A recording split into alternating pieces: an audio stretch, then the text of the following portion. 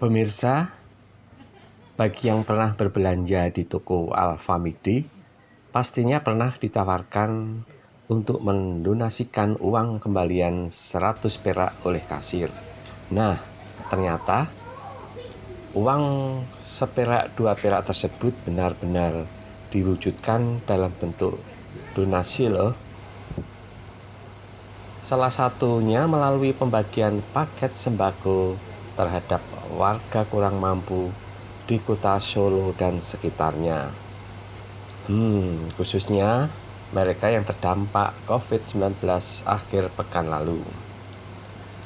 Marketing Promotion Koordinator Alfamidi Yogyakarta, Yusuf Wahyu Hidayat mengatakan, kegiatan berbagi kasih kepada warga tidak mampu selalu dilakukan Alfamidi.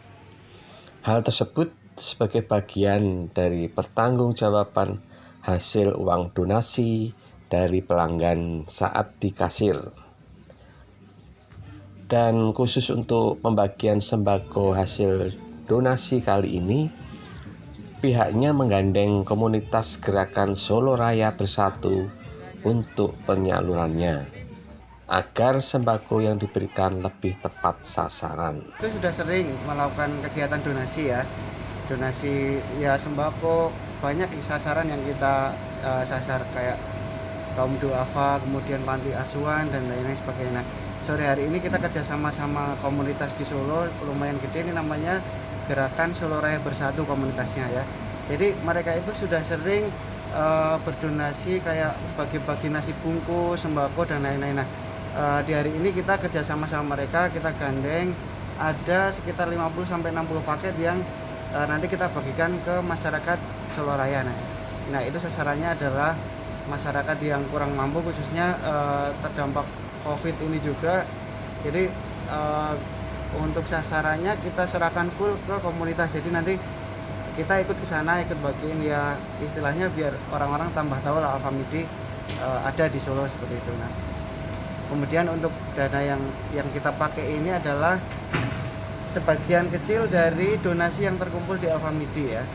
Karena ketika belanja di Alfamidi pasti kan ketika ada kembalian 100, 200 itu kasir pasti menawarkan mau didonasikan. Nah, ini salah satu realisasi dari donasi 100-200 perak itu ya.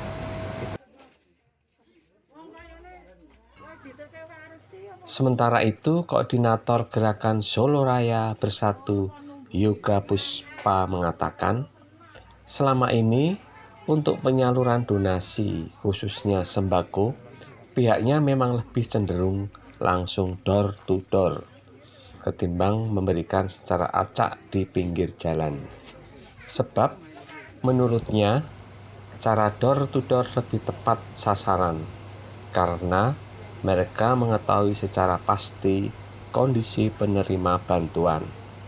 Ya kalau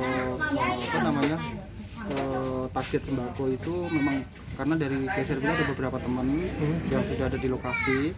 Nah itu lebih tahu kondisinya daripada kita muter ke jalan gitu kan. Jadi kalau seumpama ada, kita juga sering membagikan sembako.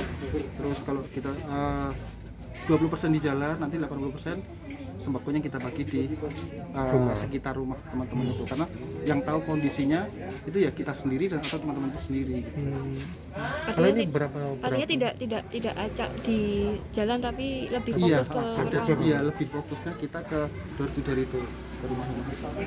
Memang kualifikasinya memang janda atau warga miskin atau gimana Mas? Yang jelas yang layak menerima sembako, ya ada lansia, ada termasuk janda juga, atau yang lebih membutuhkan gitu. Ada kualifikasinya seperti itu aja.